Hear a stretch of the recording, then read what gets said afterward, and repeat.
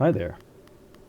Today we're going to take a look at the Amcrest IP5M-T1179EW-28MM camera. The W-28MM bits there just indicate that this is a white housing camera, and it has a 28mm wide-angle lens. This is a 5 megapixel power over Ethernet camera, branded by Amcrest.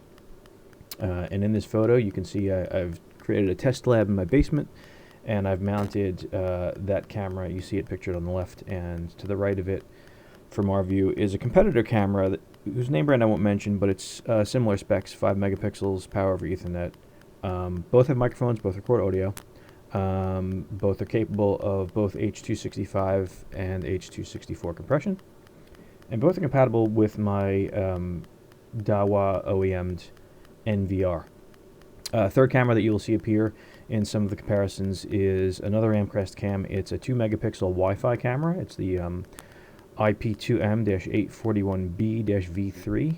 The V3 distinction on that model is important because that one also offers H.265, whereas the non-V3 predecessor was limited to H.264 only. The earlier one had zoom, the later one you just use digital zoom and whatnot. So moving on, these are the cameras as viewed in daytime or with lights on. This is how they appear to the human eye in the dark. I apologize for the blurry photo. They are no longer mounted there, so I can't retake this. But as you can see, it appears the Amcrest uses 2 high-power infrared LEDs, and the competitor uses the more traditional ring. I believe both are the surface mount design, not the old bulbous kind that you used to see on the analog cams. Coming up next, you can see the competitor cam on top and the Amcrest on the bottom. Amcrest offers a much wider angle view, so you get a lot more in the picture.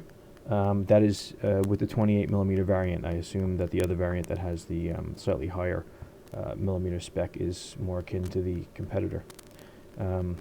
Next up, we see these in super low light. I'm in my basement here with the lights off, but the door is open and there's some daylight bleeding in, and you can see on the bottom the Amcrest does really well in low light without having to flip on the IR filter and go black and white mode. Now if you prefer the black and white, there are options in the camera setup that I won't be showing, but they're there, I assure you, to adjust the sensitivity and how reactive that camera is to changes in light to flip it into black and white mode.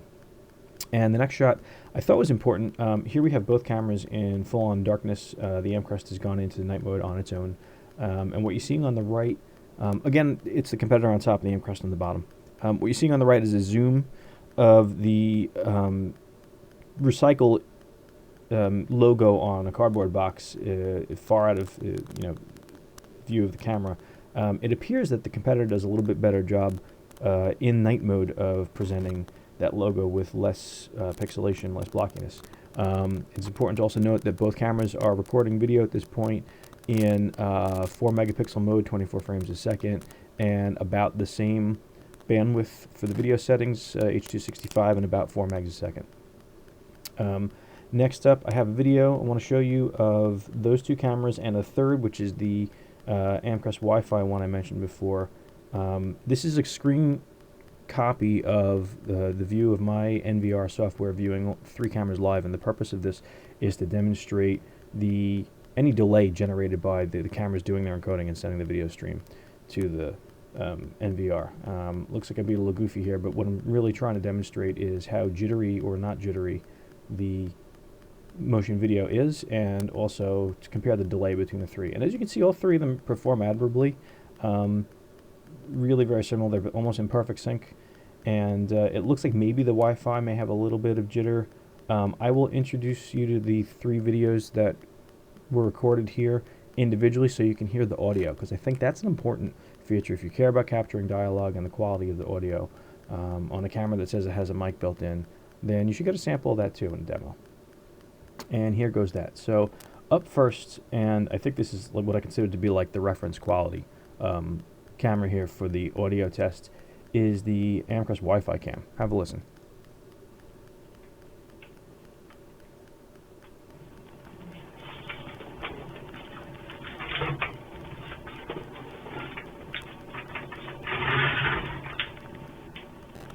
You can see what I meant about it being a little bit jittery here. But it doesn't have the benefit of copper, right? We're doing this over Wi-Fi. So I still think it does a decent job. You can hear the casters on the chair scraping against the cement. You can hear some background noise. There is noise canceling. I might have it adjusted a little bit, but I know that, and I apologize, there's no human dialogue there. I know that that's the one that sounds the best. You also notice that that camera has the narrowest angle of view. Next up is the competitor.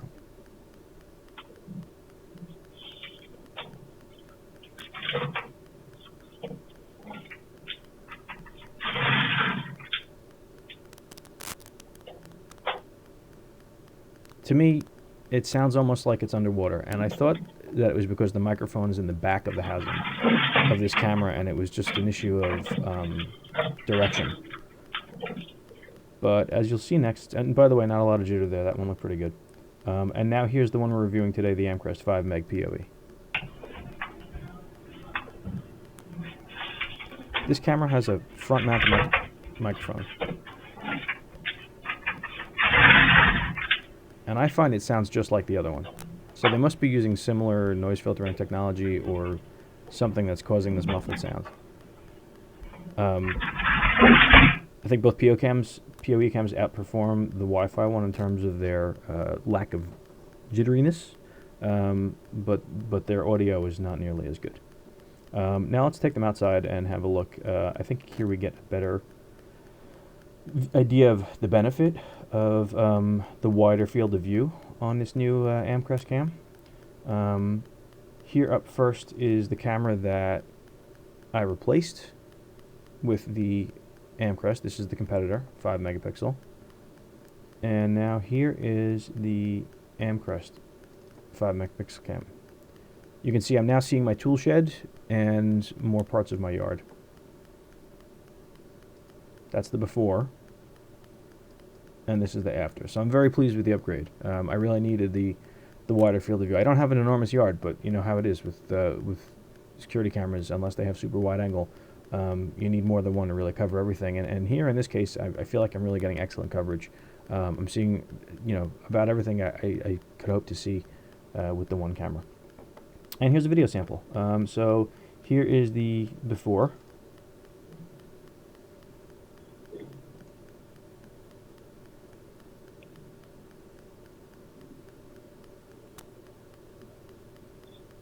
That's me coming into view to put up the ladder and take down that camera and put up the Amcrest.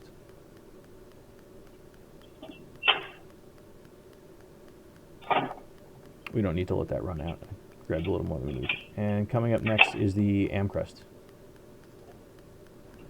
Okay, and that's the after. Very pleased with the field of view here. What I'm a little bit concerned about is this was a day where the sun was playing peekaboo with the clouds, and you can notice some pixelation, especially on the grassy area over here. And ordinarily that wouldn't bother me, except for that I think it was tripping the motion sensor a bit. So I suspect that I'm going to see, when I'm doing a search by was there motion or was there not motion, a lot of false alarms just from that blockiness and pixelation. And now for an outdoor nighttime view comparison. Actually, let's go to some stills first. This is from the phone application for my NVR. Okay, this is a daytime shot with the new camera, and this is a daytime shot with the old camera. Just giving you an idea of what the aspect ratios look like on that handheld. This is from an iPhone XS in landscape mode, and then here's nighttime shots. This was a rainy night on the old cam. Sorry, I don't have a better shot. There's obviously a lot of noise from the rain. This is the nighttime performance of the new camera. Both of them provide really well illumination with the IRs they provided. There is no external lighting happening here.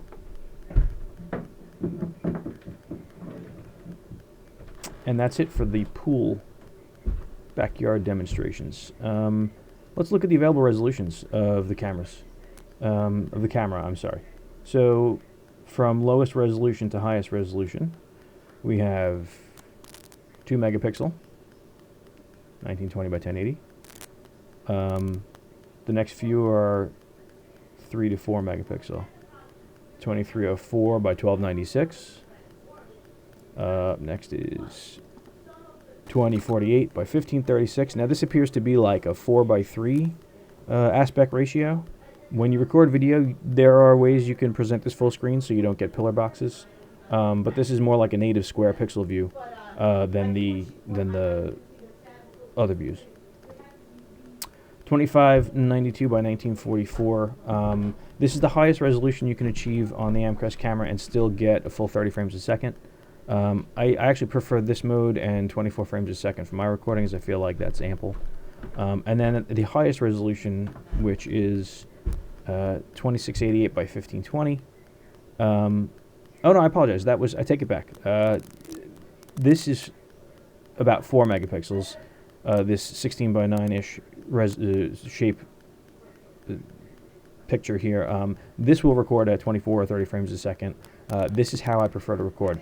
The other one that I was at before, which I'll go back to, 2592 by 1944. That's, I think, a pixel for pixel representation of what the sensor can capture. It's like 4 by 3-ish, and you only can manage 20 frames a second on this camera at this 5 megapixel mode. The same is true of the competitor, but the competitor camera also advertises itself as a 5 megapixel POE cam, and you know, and they are, but they don't do 30 frames a second at that 5 megapixel mode. They can only do 20, so you have to drop down one to about 4 megapixels to get any faster frame rates. I think that's about it for the comparisons here.